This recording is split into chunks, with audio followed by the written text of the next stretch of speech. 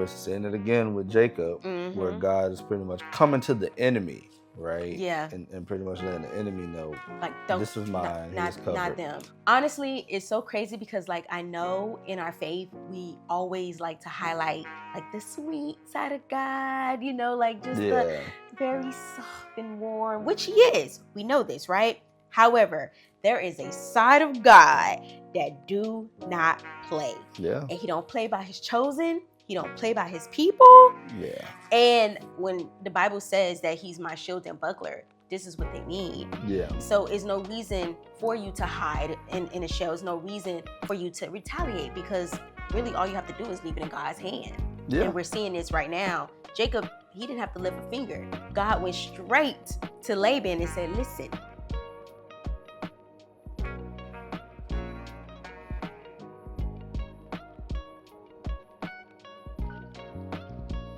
welcome to episode 20 of the Carry Podcast. We are your hosts. I'm Donovan, and this is my beautiful wife, Tiara. hey guys. And we just want to welcome you to another episode. Yes. So if this is your first time, we would love to personally welcome you, and just thank you for being here. Basically, what we're doing here is we are reading the Bible from beginning to end, from Genesis to Revelation, and discussing it amongst each other. So we study separately. Yeah.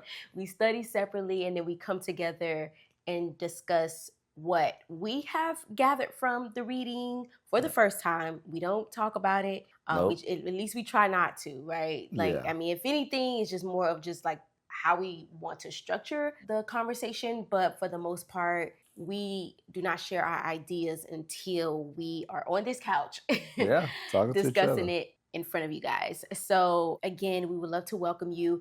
If you would like, definitely crack open the Bible so you can follow along with us. Please. And definitely, share your thoughts. If you gather something differently, if this is not your first time reading this chapter, let us know what perspective you have. Or if this is your first time, if you have any questions, feel free to comment below. We would love to engage and just, pick each other's brains and just grow together and grow in the word. And this is really all about building our relationship with God, because it says in the Bible that the word is God. So this is God. So the best way to know him is to know his word. Absolutely. So that is what this is all about. And yeah, so you want to get started? Yeah, I mean, I could do a quick recap. Okay.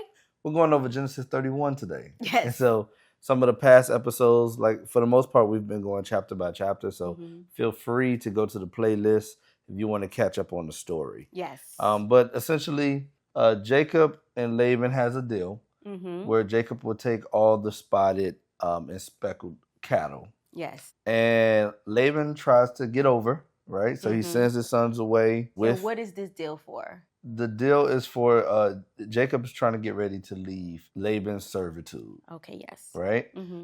So he's saying, hey, look, I just want to take my wages, the speckled and spotted.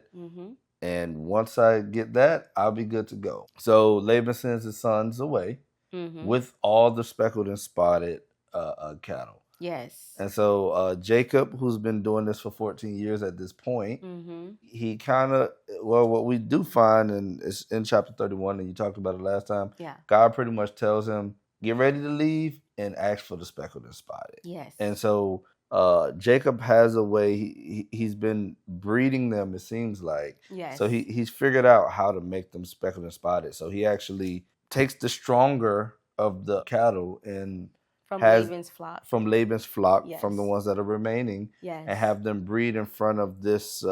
It's these different like tree patterns, branches we go into more details about it in the previous episode, which is episode 19.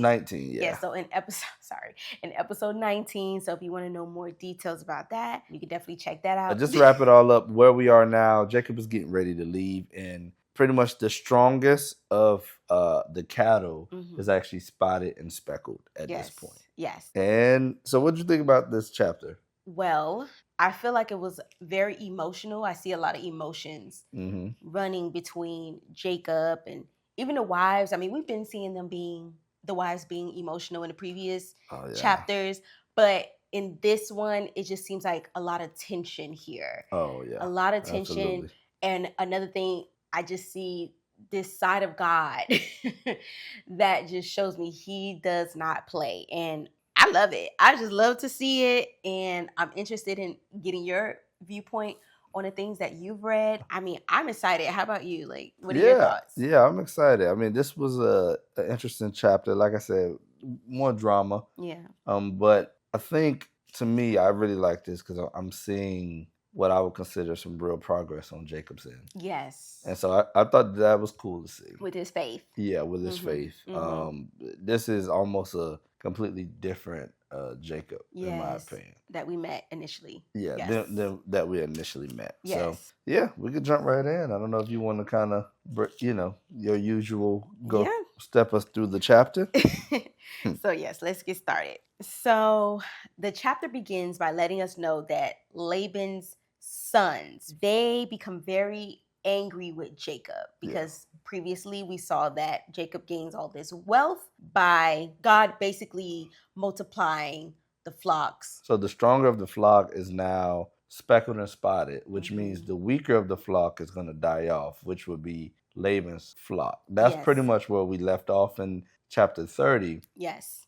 And so now it seems like this is years later to me, and it seems like that has kind of taken place. And so now the brothers are upset, right? That's their inheritance. It's their inheritance, right? So they're seeing it as Jacob stealing from them, right? So they become very envious of him. In the New King James Version, they say Jacob has taken away all that was their father. In the NLT version, it says robbed. Yeah. So they are really feeling like Jacob have stolen from them. And not this time. We know that Jacob was a thief in the past. Yeah, he was doing some tricking. He was doing some tricking and stealing. Yeah. But here, he was moving with integrity, but they saw it as, well, they got the bad end of that deal. Yes, they got the bad end of the deal. I mean, it's crazy to me because for the past 14 years, we don't hear the brothers saying anything, right? And they even helped Laban at one point take away those spotted and speckled the flock, right? 3 days away from Jacob knowing that they had made a deal. But all of a sudden, they're seeing Jacob being blessed and he's gaining wealth, and now it's a problem, and they're envying him. And it reminds me of when Isaac was envied, when God blessed him 100-fold. You remember? With Abimelech. With Abimelech. Yeah. And but I think that was the people of Gerar. The people of Gerar, where they were sabotaging his wells because of it, right? So it's definitely mirroring that. In verse 2, it mentions that Jacob noticed a shift in Laban. So I'm pretty sure the sons were getting in Laban's head about this. I'm pretty sure they were all having a conversation about it. And Laban is probably hearing this and getting upset because then he notices a shift in Laban's behavior, like his favor has changed, right? Yeah. And this is why that's funny because when I read it, even though it was in that order, I guess I always saw it the opposite. So I saw it as Laban is watching this happen and talking to his sons. And so his sons is taking that and spreading that. But that's interesting. You're saying the sons are seeing it happen and they're getting in Laban's head. And I feel like they're getting in Laban's head. So the Lord basically tells Jacob to get out of there and return to your father's homeland. Yeah. And I will be with you. Like, even the Lord is realizing he's seeing what is happening. Like, Jacob, you got to go. You know what I'm saying? Yeah. He's trying to save him. Like, it's time now. Yeah, it's time. It is time now. Things are stirring up. And I thought that was interesting because that is where, remember, when Jacob initially, the area he called Bethel, right? He said, if you get me back home, if you feed me, clothe me, get me back home, I'll give you the 10%. So I thought it was telling that now God comes to him and says, go back home, right? Because at that time, and I will be with you. Yeah, because that's really what he said. If you are with me during that time, then I'll give you 10%. And now God is saying, I'll be with you. Go home. And I was wondering if that also has something to do with the fact that, okay, so you have Laban, which is one thing, but I also was wondering if that was also a thing about Esau, right? Because at the end of the day, now he still has to worry about Esau trying to kill him. Mm-hmm. And so I wonder if God was also letting him know it's time to go home, and Mm-hmm. I will be with you. Now that you believe in me, Mm-hmm. right? Because before you didn't believe in me. So now that you believe in me, you know what I do. You know who I am. Mm-hmm. Now you believe I'm going to protect you. Mm-hmm. You can go home. Yeah. I'm just curious if that has something to do with it. I mean, that was that is something he still have to worry about. that's another thing that's still kind of lingering out there. Yeah, and So, I'm sure it's lingering in his brain oh, too. absolutely. Like, what am I about to That's go probably back why to? he's been pushing it back. I mean, he's been okay with the pushback a little bit. Like, I wouldn't all be right, surprised. Esau, he's still kind of young. All right, we gotta wait till he's too old to do something. Right. Now, one other thing that I noticed was we know that Jacob eventually will be Israel, right? Mm-hmm. He was basically in bondage for 20 years. And interesting. We will see later that he will free himself, right? Yeah. Well, the Lord will free him and allow him to go back to his father's land, which is the promised land. Yeah. And this mirrors what the Israelites will go through, because they were in bondage for 400 plus years before the Lord freed them, for them to go back to the promised land, to inherit the promised land. Yeah, to collect their wow, inheritance. that's a good point. I didn't even think about that. That was a really good connection. Yeah. I didn't even think of that when I was reading it. I did. I was like, this reminds, I'm always thinking about him representing Israel for some reason. Yeah, because I mean, that becomes his name. Exactly. So you really are watching, in a way, his story unfold and kind of connecting it to, well, the actual land of Israel, the people of Israel. That's what's going to happen to them. Yeah, exactly. That's a good point. Very good point. Nothing new under the sun. Nope. You see it. So back to verse 3. This is when I first kind of started to see that faith of Jacob. To me, it's looking like he's in constant communication with God. This is not like a one-off conversation. Yeah, he's sensitive to his voice now. Yeah, he knows his voice at this point. Yeah, this is very much sounds like this is what's been going on. And I think one of the things that it took servitude for him to become close to God. Yeah. Right? Like that was one of the things I noticed, because while he was in the promised land, while he's pretty much a prince, right? If you want to call it that, the prince of the promised land, even though Isaac hasn't taken it yet, but he's the prince of that house, right? All of that time, very little communication with God outside of him being in the wilderness, at least as far as we could read. But then we get here, and now we see how strong his relationship has become with God under servitude, under hard times. I mean, I even noticed it because even his wife started praying to him. Yeah. So I can only imagine what his household was like. Oh, yeah. Yeah, and we're going to get into that next, I think. Yeah. So Jacob calls for both Rachel and Leah to come into the fields where he was with his flock, right? And I thought it was interesting that he called them to him. For the first time? No, not that. Oh. But the fact that they had to come to the field with the flocks. It was as if he just didn't even trust leaving his flock. That's what I gathered. I was like, he probably don't even trust. Like, yeah. But I also love the fact that he called both Rachel and Leah. I was like, look at Leah. Okay. He actually respects her. Yeah. Like she said before. Remember, she was like, well, now my husband will respect me. In the other verse. So I feel like now he does respect her decision, because he could have just asked Rachel, but he called both Leah and Rachel to get their opinion on, all right, what do you think about leaving? Right? Yeah. So, which I thought it was also something when I was reading it, because I've been kind of hard on Abraham and Isaac about just leading their home. And I feel like this was a perfect example of how you do it. So this wasn't, I mean, like in the case of Abraham, Sarah just saying, hey, you need to sleep with the handmaid. Or in the case of Isaac, where he's just he's choosing a favorite, and now Rebecca has a favorite, and now the house is divided. This is literally him meeting with his two wives to discuss their next move. And that was really promising to see to me. When I was looking at it, I'm like, oh, okay, this is really good leadership here. Literally, we just saw he didn't even know who he was sleeping with from day to day. And now you're saying it's kind of like they're moving together as a family. Yes. I thought that was something that was promising to see. Yes, I agree. So he explains to them that he's noticing this change in Laban's attitude. He no longer favors him. Laban no longer favors Jacob. And how he worked for Laban for all these years, and Laban has changed his wages 10 times, right? Yep. On him. Basically, they would make this deal and God will end up blessing Jacob one way or another. Then Laban will try to change it again. Yep. And then God will end up blessing him again, blessing Jacob, and then he'll switch it up. So it's just like this constant. Yeah, it's like what was happening and what trying to show is it's me that God's blessing. Yes. It's not the flock. It's never been about the flock. Right. Which he does say, God has taken your father's animals and given them to me. Yeah. Meaning this is God's plan. This is God's doing here, not me. Yeah. Not me. So he goes ahead and tells them about his dream that we talked about in the last episode, where he mentions that the angel of the Lord tells him about the speckled and spotted flock. Also, the angel of the Lord told him how he seen Laban treating him poorly, basically. Yeah. Right. So we know that God is a God of his word and a God of his promises and keeping his promises. And God already told at least Abraham that he would bless those that bless him and curse those that curse him. Yeah. Right. Yeah, that's a good kind of playback to that. When I was reading it, I thought of, which I now know is Matthew 5:5, but I had to look it up at the time, is blessed are the meek, for they shall inherit the earth. Because when I think of this situation between Jacob and Laban, I mean, Jacob clearly was the meek one, right?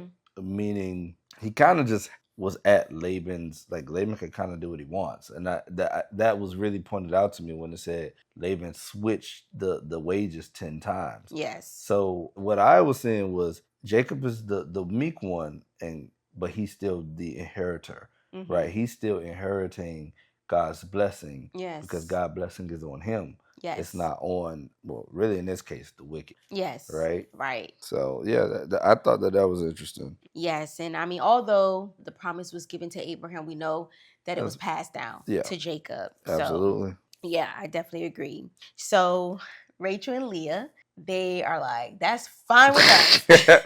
Their answer was so like... They have finally come into agreement about something. Yeah, exactly. About something. They're realizing that their father is the common problem here, right? They mentioned that the father was treating them as a foreigner or a stranger. And then also they were not going to gain any inheritance anyways from the father. And I think a bigger point too is their father was pretty much taking their inheritance, right? Yes. When he gave all the spotted and speckled, he pretty much, when he gave it to his sons, what he pretty much told his daughters was, you're on your own. Right. Screw you and your children. Yes. You know? Yes. So agreed.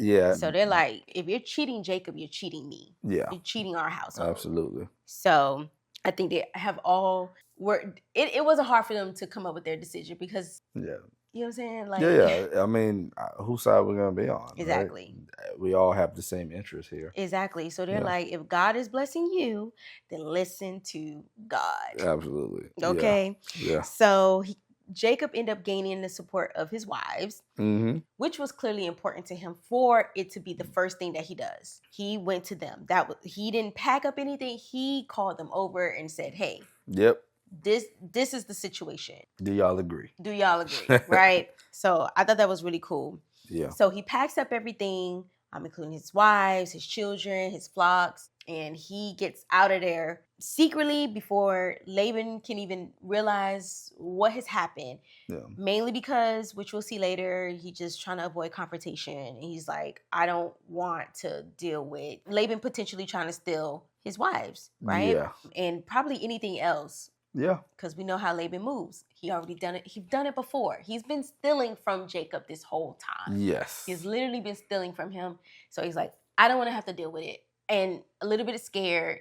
So I just thought it was crazy because we know in the beginning of this story, Laban switched out the two wives for Jacob. Yeah. And now we're literally seeing Jacob switch out everything and leaving Laban with dust. And even Rachel even goes and steals his idol god.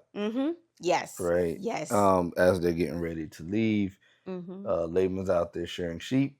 Yeah. And Rachel goes and steals the idol god. Now, yes. This entire story about this idol god, why do you think they pointed it out to us? Because I thought it was interesting, and I'm going to let us finish the story. Mm-hmm. But that was something that was really interesting to me. Yeah. Number one, the fact that he had an idol god. Yeah, I feel like it confirmed, because you remember we was questioning during Eliezer days if Laban believed in the God, because you remember he was like, oh, bless of the old Lord. But I think he does. I can't let it go. I think he does. No. I think he believes he exists, but I don't think he worships him. He worshiped that idol god. I think, so I didn't get that. What I got from it was actually that he's a guy who hedges his bets, right? So what that means is anything that could possibly work, mm-hmm. he gon' all right, so I see you got this God over here. Because he got to believe in this God. We know that. In, I think, the last chapter, he talked about how blessed Jacob was. This is why he keeps trying to get Jacob to work for him. So he has to believe in this God. I know he believes he exists. I don't think he worships him.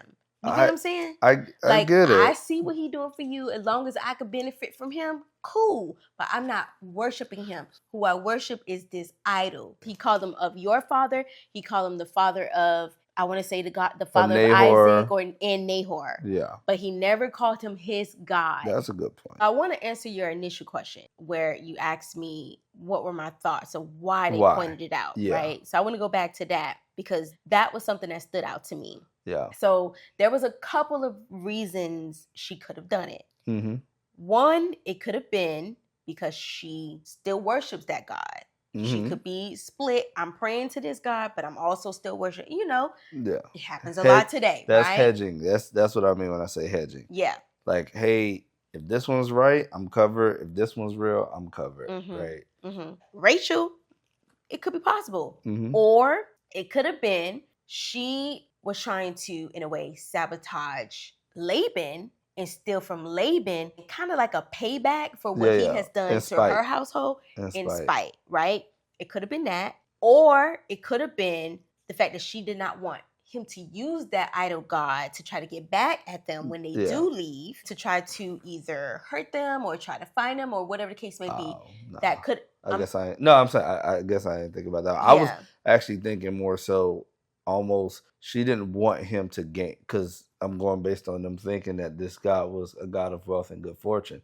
Mm-hmm. She didn't want him to gain wealth and good fortune. It could have been that as well. Yeah. I was looking up different what scholars believe, like different reasons why they thought she took it. Yeah.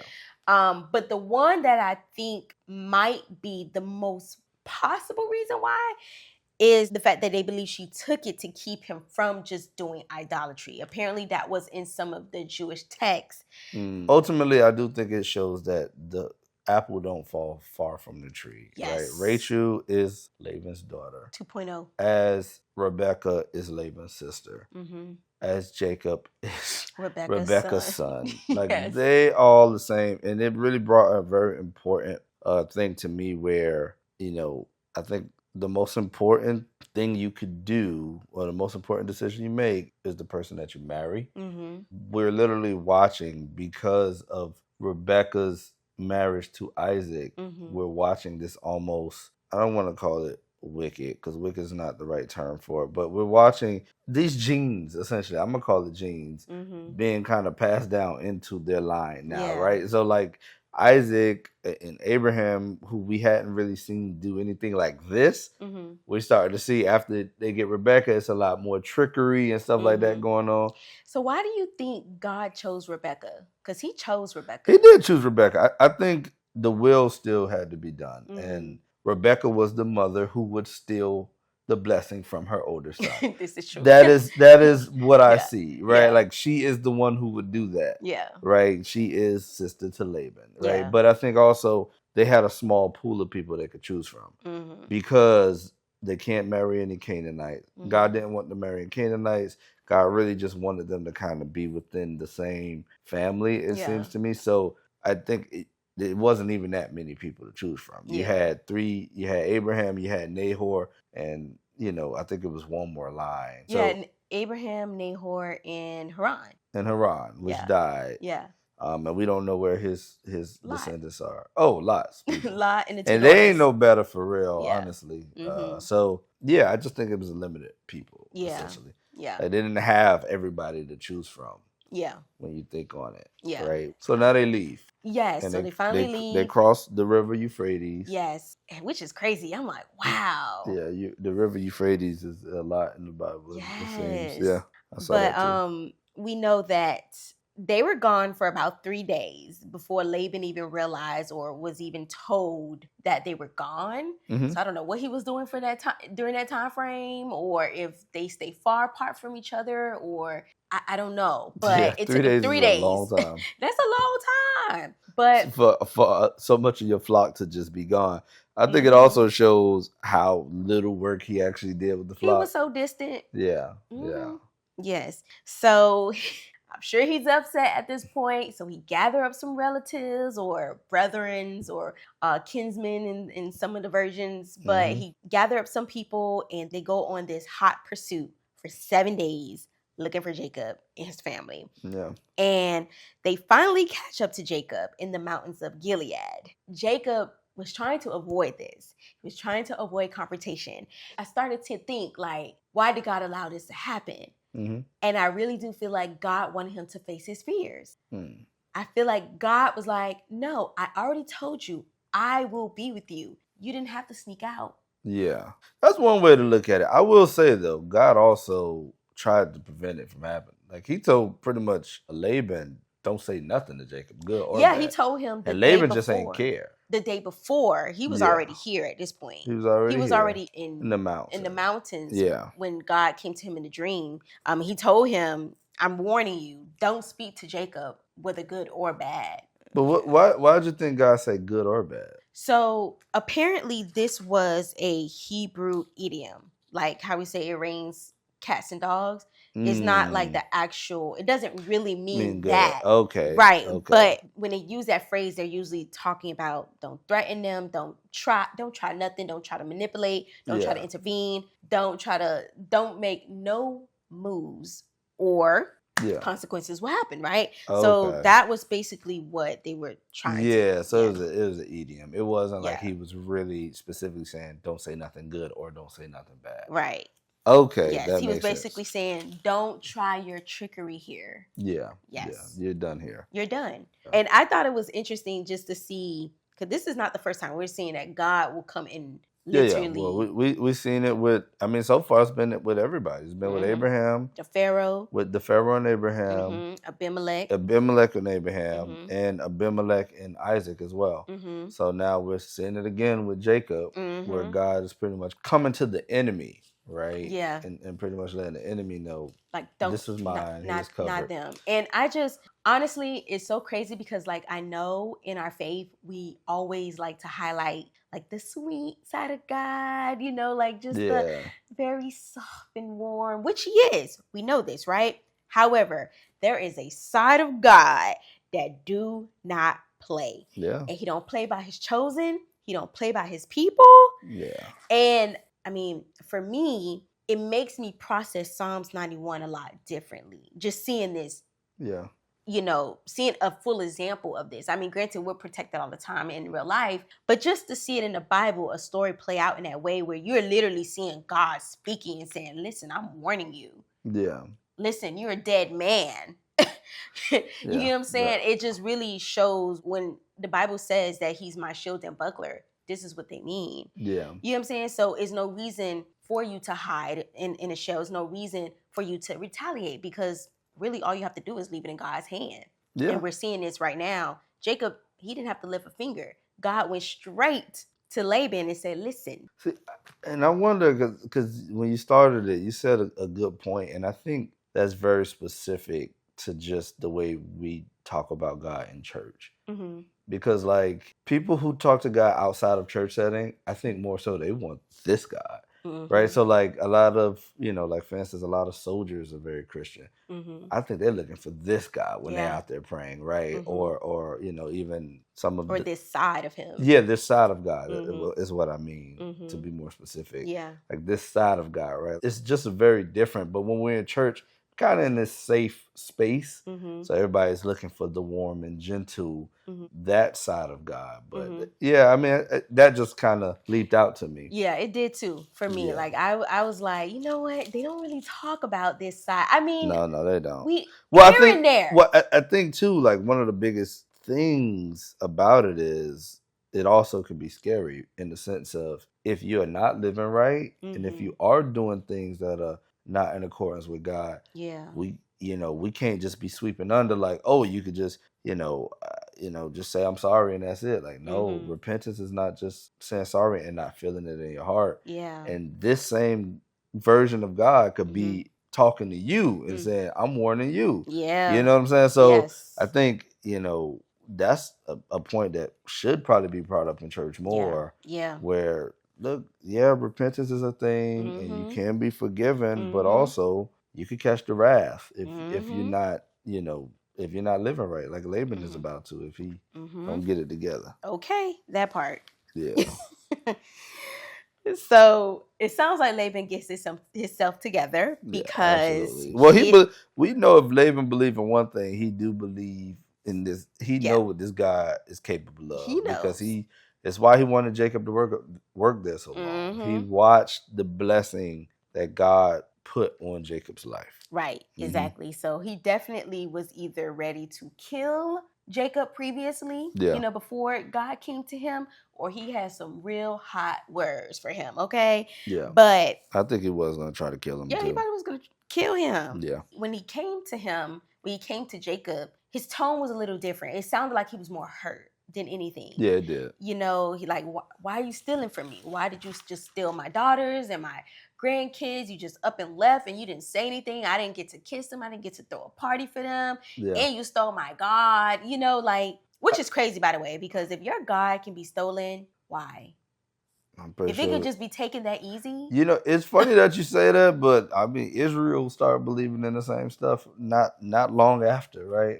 During Moses' time, right? So it seemed pretty commonplace at that time, is my point. This is true. So this really was interesting to me because what he's going to end up saying later, I think he did really expect that. So I'm kind of split on it because I feel like because Jacob didn't do that, he never got the actual respect from Laban, right? He never had respect from Laban. I agree, but I think there's something to it where someone says, you didn't face me. Yeah. And then right after he says, all of this is mine. That's why I said I feel like God allowed Laban to catch up that to was him. The credence I was talking about. Okay, yes. I think it lends credence to the point where you were saying that Jacob needed to have this. Like, yes. God was not going to let him run away from his problems. You need to face your problems. Exactly. Right? I did not give you the spirit of fear. Right. You're gonna face this, which I'm pretty sure God expected him to do it the right way. Hey, I didn't tell you to. I didn't tell you to run it like go a in the thief middle of the night. Yeah. Exactly. Yeah. I didn't tell you to do that. Okay. I just said leave. No, you're gonna deal with this. Yeah. You're gonna do it the right way. Yeah. So. And that's a good point because I think the fear of confrontation is an interesting one. Yeah. Because a lot of people deal with that today. I mean, and that happens a lot of times. And his response also was interesting. And so I'm gonna let you get to his response because I think it's the thing that most people feel, but most people won't say out loud. Where Laban directly says, "Hey, why'd you do this?" Yeah. And he says, "I was afraid," which most people won't say. Most people will create every other excuse in the book of why they didn't tell you. I think it also leads to like you can't really run away from your problems. Like God gonna keep them problems gonna keep catching up to you. It's gonna keep coming around until you face it, until you solve it, and you pass the test. Yeah, with flying colors. Yeah. So yes, and that's why we have an open book test. We have the answers here to navigate it. Okay. Yeah. So Laban actually did admit, hey, I intended on doing harm to you. I intended on doing harm. The only reason why I did it is because of your God, okay? Because of your God or the God of Isaac, he mentioned. So just to go back to Laban's God, he did accuse Jacob of stealing the God, which is insane to me because we have this thief that is literally being stolen from, like we mentioned before. Yeah. With Rachel. Now it's his daughters. It's just crazy. Like, it's like a cycle that's happening here. Yeah. That's why I was talking about being careful who you marry, because that part.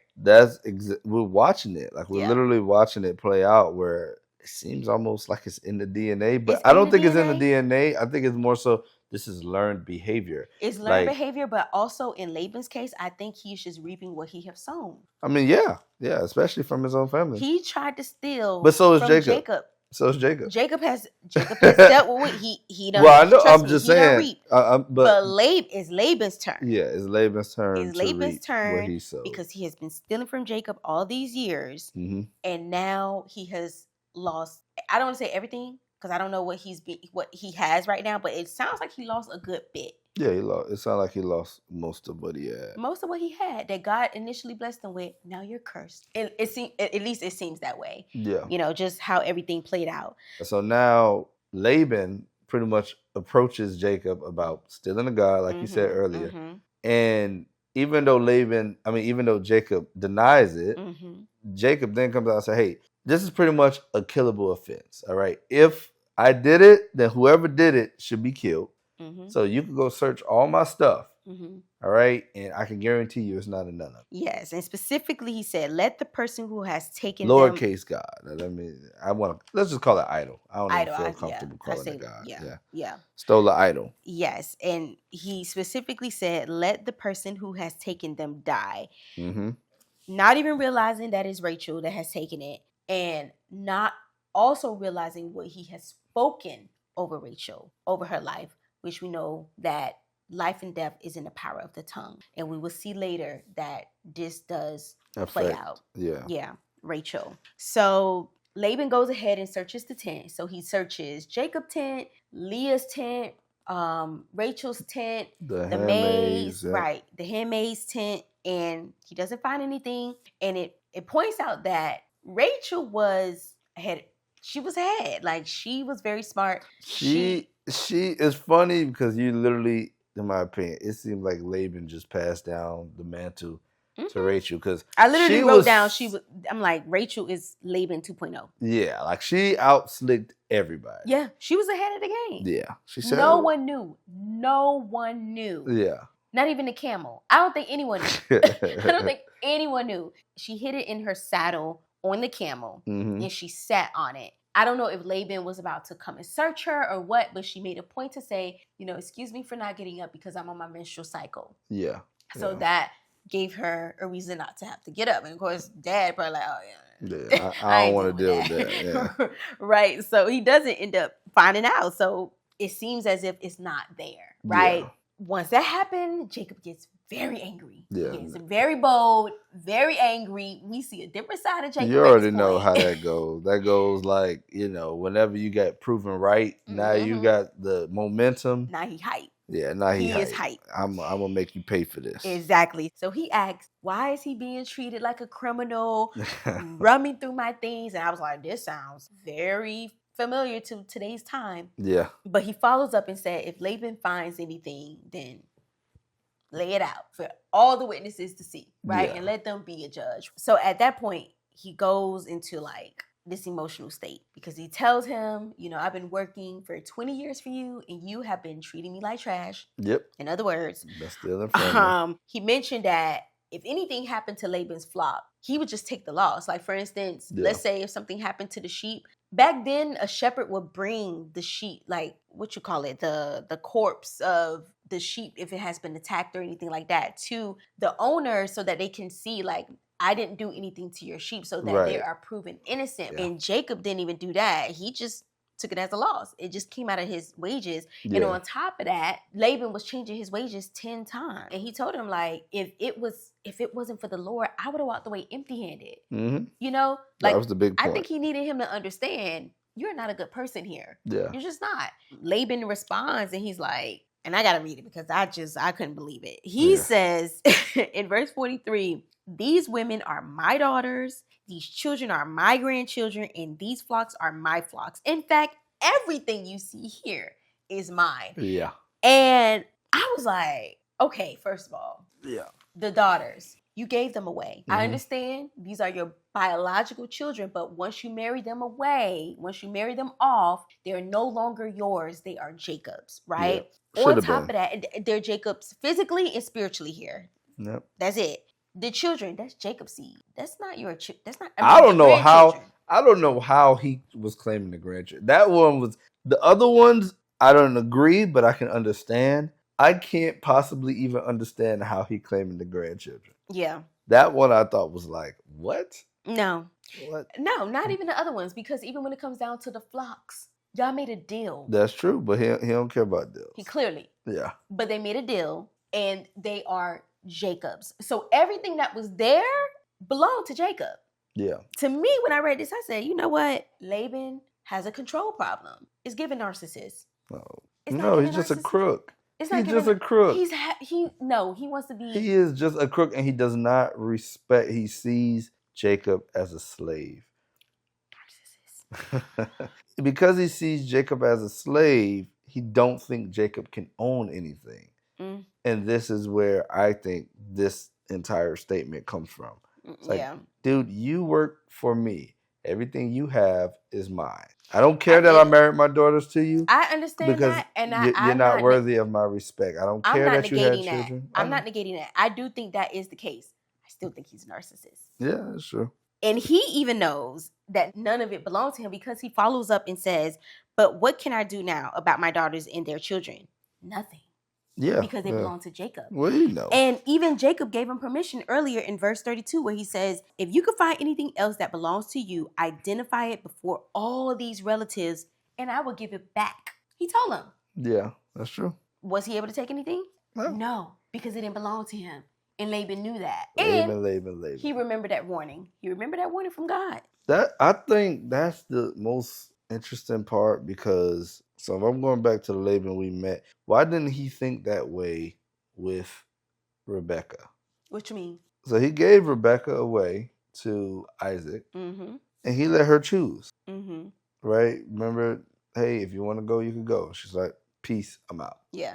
And it seems like this time around, it's just very different now. Obviously, it's because of money now is involved. Well, money was involved for Rebecca too, but money was actually more involved for her to leave. Whereas this time, money is involved for them to stay. So maybe that's why. I think the difference is, Eliezer came with all of this wealth to their house, like here, and Laban being Laban, he's like, oh, Well, that's what I was saying. With Eliezer pretty much paying for Rebecca, he only gets that if Rebecca leaves, is what I'm saying.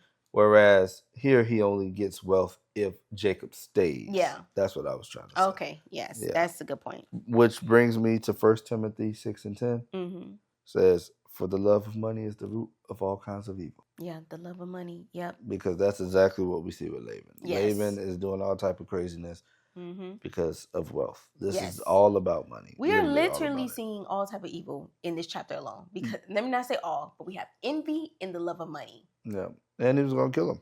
I mean, almost murder. Almost murder. Yeah. Yep. Laban does end up making this offer to Jacob, and this offer for them to make a covenant where they were standing at that time. It would be like a boundary where neither one of them would cross it and harm the other. Yeah. Right. So Jacob does agree, and he takes this stone, and it becomes a monument. And then the witnesses came and added their stones and they created like this a heap of stones here. Yeah. There, Jacob and Laban sat next to the stone, and they ate this covenant meal, right? It was just them at this time. So this is the first meal. They have different names. I'm not going to try to pronounce it unless you want to try. So you got Gilead and Jagar Sahudatha. Yes. So those, and then they also name it. Sahudatha. Whatever. Go ahead. And then they also named the place Mizpah, which means the watchtower. Reason being because Laban said, may the Lord watch over this covenant to make sure that we don't harm each other. They don't harm each other. They both follow through with this. And also that Jacob is to not marry anyone else and not harm his daughters. Yes. That was a big one. Yes. Yeah. And Jacob agrees, and he makes this sacrifice. And which the irony in Laban saying for him not to harm his daughters, when Laban himself was going to leave them destitute and pretty much with no money, is just hilarious. I think that's why it shows that Laban really never planned on Jacob leaving. Yeah. Right? Because the fact that this is what he's saying now to me means he was going to keep Jacob forever. Oh, yeah. His plan was just to keep them there. Yeah. And so he never saw them as not having money. He's like, no, as long as I have money, y'all have money. It's kind of weird, but it seemed like that to me. Like he never really accepted like that they're gonna have to leave. Yeah, no, definitely didn't. So he was gonna drag that thing out. Okay? Oh yeah. So Jacob agrees and he makes this sacrifice, and then all of the relatives that were there end up joining them, and they have this feast. Yeah. Right. And then the next morning, Laban wakes up. He gives his grandkids and daughters a kiss, and then he went on his way. Yeah. So that's basically how the chapter ended. And I believe this is the last time we hear of Laban. Wow. Yeah. Talking about making an imprint. Yep. One time for Big Labe. Uncle Labe. Big Labe. Yeah. So this chapter was a good bit. It was a little wild, but I'm glad that Jacob was able to walk away unharmed. In a way, it's almost a happy ending. In a way, right? Yeah. In a way. Yeah. It's as crazy as it was. You know, because there's also more, right? Like in context, because if you just read the story of Laban and Jacob, it's very hard to understand why Jacob would have had to go through all of this. But then when you read it in context and you realize why Jacob had to leave his homeland in the first place, then it's like, okay, you watch how this thing humbles Jacob, how it teaches him so many skills. Or I shouldn't say skills, but it you really watch him mature. You really watch him grow through this entire saga, I guess I'll call it. I think it spanned about 3 chapters maybe. So I think that's interesting. I think that's promising, at least we see, because God is literally forming Jacob into who he needs to be for Israel, for his name change. Yes. Yeah. I think that's the beautiful part of it all, just watching God slowly but surely, like you said, forming people into who he has called them to be. Yeah. No one has started off perfect so far. I mean, maybe Isaac. No, not even. No one has started off perfect. We're seeing God's grace here. Yeah. We're just really seeing so many things that, at least for me, have grown up hearing about God, and just actually sitting down and reading his word and just seeing his nature and understanding that, no, it is true. The things that they have said is true. He is patient. He is graceful. He is forgiving, but also he do not play. Yeah. He does not play. So well, and his will be done, right? So like I think one of the things to even take from this story is just how when you go through hard times, sometimes it's forming you, right? Like it's not always as depressing as, I mean, I know when you're in the moment, it's like, oh, this sucks, right? Yeah. But when you look at Jacob, he left better than he came. It took him 20 years, but he left. He's left with 4 wives, 11 sons, a flock full of the strongest cattle, right? So, I mean, he's left way better than he came, because he came with nothing, right? And in my opinion, he leaves with even more because he learned a lot through his shepherding, right? And there is a reoccurring theme here that I'm saying is God really likes shepherds. All right, there's something about the skill set of a shepherd is whatever it takes to be a shepherd. God likes that, right? And so, you know, I think that's also something that we can look at and say, hey, maybe we should look into what a shepherd actually really, really does. And if someone is saying they're a pastor, or even in your own home, or even anything that you're supposed to be overseeing, you should be utilizing that rubric. Those qualities, that job description of a shepherd, because that seems to be God's, this is the best job to me, right? Like it seems like he favored that job. Yeah, at least when it comes to leadership, yeah. But yeah, I think that's something that we all could take, where if you're going through stuff and when life gets hard, like God is just forming you. Like it's all a part of that process. It's all a part of him forming you into what he needs you to be for that calling that he needs you to fulfill. Yes. So I shouldn't say he needs you, but that you're called to fulfill when Yes. that time comes. All right, so this is a good chapter. If you guys like the content, please share, like, subscribe, comment. We really welcome comments, especially, like we said, we're reading through the Bible for the first time fully. So some of you who may be more mature in your walk, and for those who are also newer to the faith, feel free, comment. Let us know your thoughts. Let us know your experiences, right? Yes. Next week, we will be going over Genesis 32. Yep.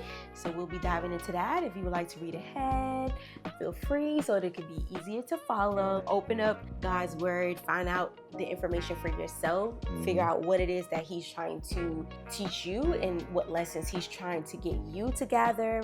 We're going to share what we have gathered, but it may not be the same case for you, right? Because I say this all the time, but God is not in a box. So with that being said, for now, we'll see you later. Until next time. Love y'all.